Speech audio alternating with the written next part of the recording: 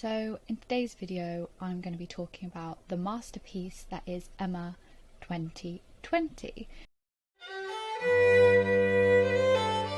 Now this film is just immaculate. I watched it when it came out, just before the pandemic actually. It was the last film I saw before the pandemic. And I have since written academic writing on it. So I wrote about it in a film module in my undergrad, and then in my master's that I'm currently doing, I've just finished a dissertation about the film. So it's fair to say that I'm obsessed, and with this video I aim to convince you all to watch it because it deserves a watch. It is amazing, especially if you like period dramas. I think this will be the one for you. Okay, so let's get into why it is so amazing. So first of all, the film itself is made by a woman. Autumn de Wilde was the director. It's also, if you don't know, Emma is a Jane Austen text, so the original book was written by Jane Austen, also a woman. And the film has a lot of the female gaze, which is a trope with costume dramas, which is what the film is. But I just think with Emma 2020, the female gaze was a lot more almost justified. It's almost like in other period dramas where they have the female gaze and show the man, it's often hypersexualized, and I'd disagree with that and say that that is not the female gaze. The female gaze is not a hypersexualized version of the male form. It's not a man with his rippling muscles. It's not Thor in an Avengers movie with his top off. I don't think that's the female gaze. I think the female gaze is a very subtle appreciation of both the male and female bodies, just shown in a beautiful way. I don't think it's necessarily a sexualized thing, which is why I really like how Emma 2020 does it. How Emma 2020 does it is they show Knightley, who is the main love interest in the film, they show him through a female gaze. They show him getting ready for his day.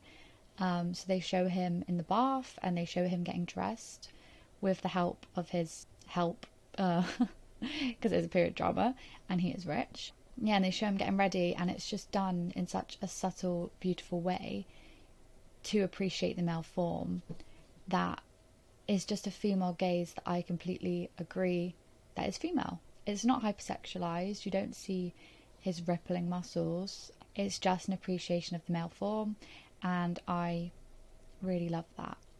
Also, the film itself is very pastel, a lot of pinks. Hartfield, where Emma lives in the film, is very pink itself, very stereotypically girly, and I love that. I really dislike feminist films, or films that claim to be feminist, distancing themselves from femininity or from stereotypical feminine things, because I think that just equates to the message of feminine equals bad, which is not true.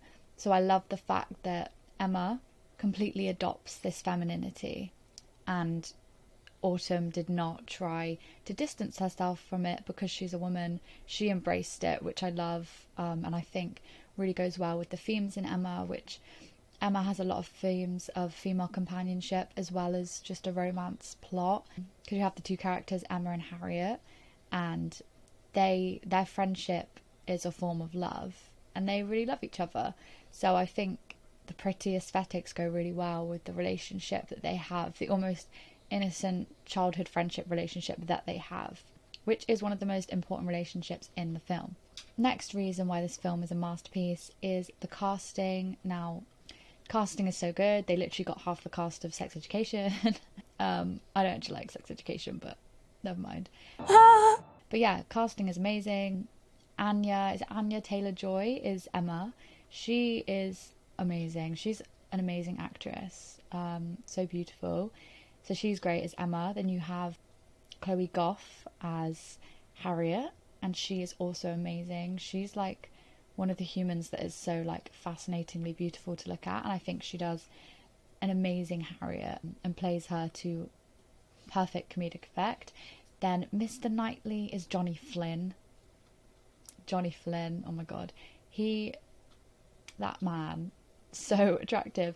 He's not the stereotypical Austen lover, but he just carries it perfectly. He's just amazing. And this was actually the first thing I ever saw him in, and after watching this I then proceeded to watch everything that he's ever been in, because he is amazing. And I think the chemistry between him and Anya elevates the whole plot.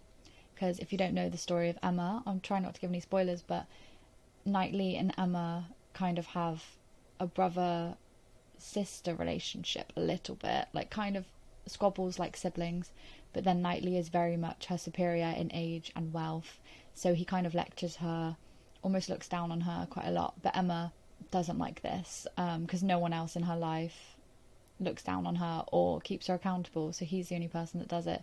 He's the only person that really intellectually challenges her, which at first she doesn't like, but as the film goes on, the relationship progresses. Also, you have like Bill Nighy, who is just hilarious. In this time of man's great innocence.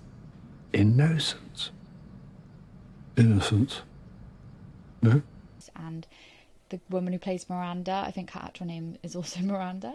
And then you also have Josh O'Connell, who is from The Crown, originally from the Durrells. That's what I saw him in first, the Durrells. He's also in Peaky Blinders, like briefly, in like, I think season 3 or something. Yeah, he's amazing. He plays Elton, and Elton is a terrible character, and Josh does it so well. I did not want to hate Josh, but I do in this film. He is so like smarmy and gross in this film. Then you also have, I don't know the actor's name, I will insert it, but the guy from Sex Education who dates Eric, what's his name? Him. He's in it. He's not a massive role, but he's in it and he's good. Now, as I already mentioned, like the colour palette of the film in the pastels, but the cinematography itself is obviously beautiful. But this is something I wrote about in my dissertation. I love the way that it uses stereotypically period drama tropes, but in different ways. So, for example, a period drama trope, cinematography wise, is the image of the woman in the window. Now, Emma uses this, but Emma uses it in a different way, because the woman in the window in period dramas usually shows confinement.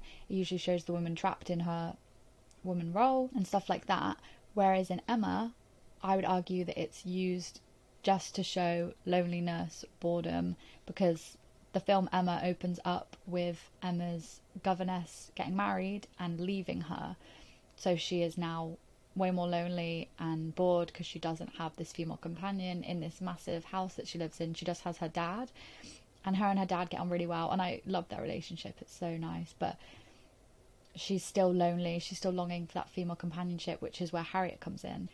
And we do see multiple shots of Emma looking out the window, but then they kind of shift it, because you see Emma looking out the window, and as she looks out you see Mr. Knightley running to see her, and it just shows how they're using this image that usually showed female oppression to show Emma coming out of that female oppression, because the thing that is going to take her out of it, she sees it coming when she's looking out the window.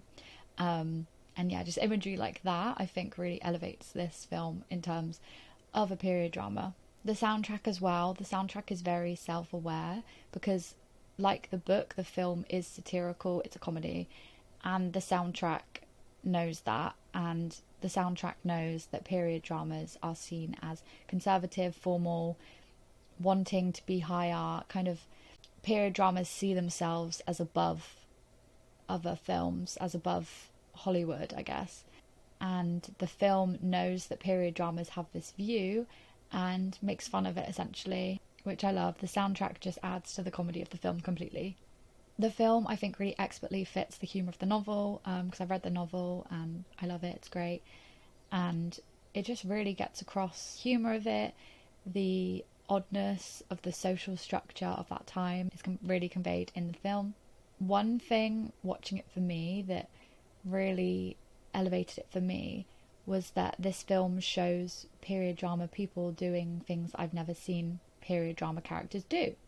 So I've watched a lot of period dramas. I really like them. That is definitely a genre of film that I love.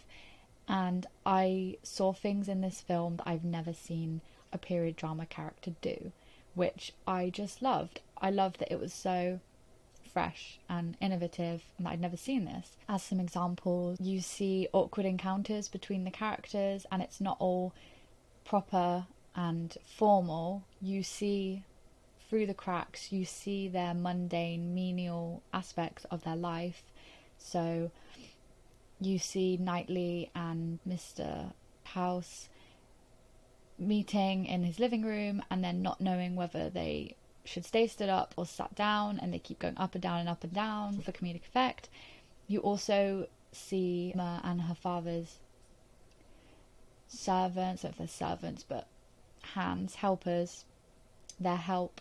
You see them being really awkward and being clumsy and not knowing how to deal with Woodhouse behaviour because he is a hypochondriac, which is played to comedic effect. Yeah, you just see a lot of awkward and comedic moments that you just would not see in your standard period drama.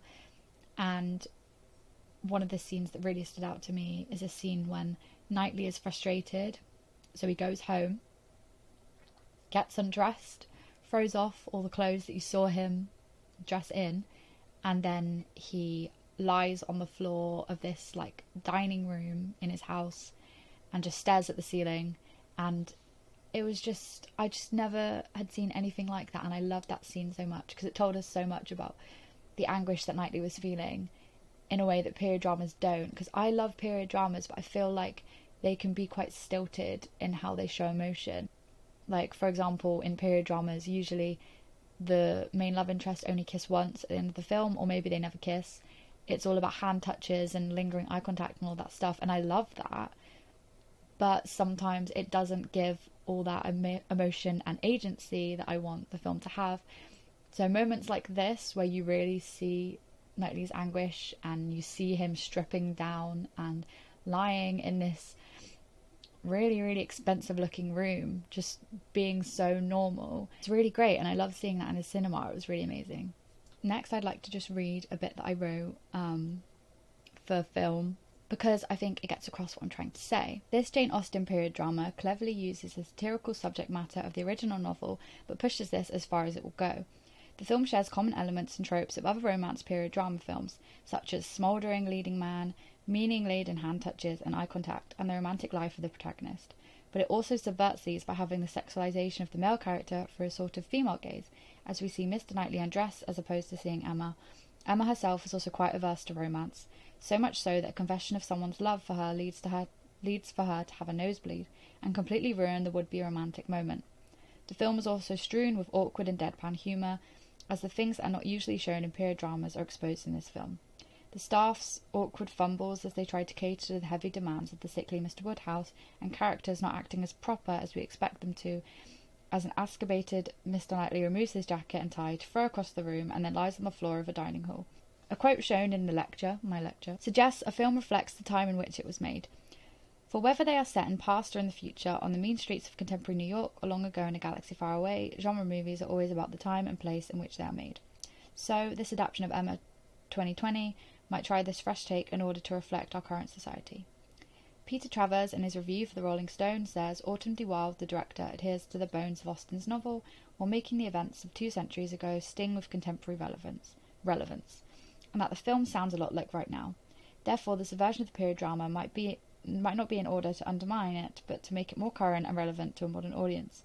De Wilde adds to the genre in order to make a film that goes beyond the confines of its supposed conventions. So I just wanted to talk about how Emma 2020, I think, is a product of its time.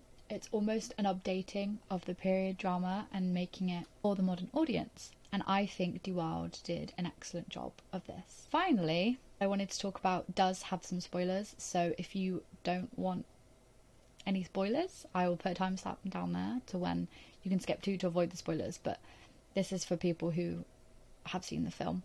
But the moment in the film where Emma is rude to Mrs. Bates in front of everyone was so intense for me. Like, watching that in the cinema, the atmosphere in the cinema just was so tense. Like, everyone was like, no, she didn't. No, she didn't do that. That will do just for me. I shall be sure to say 3 dull things as soon as I open my mouth. Ah, Mum, but there is the difficulty. When have you ever stopped at 3?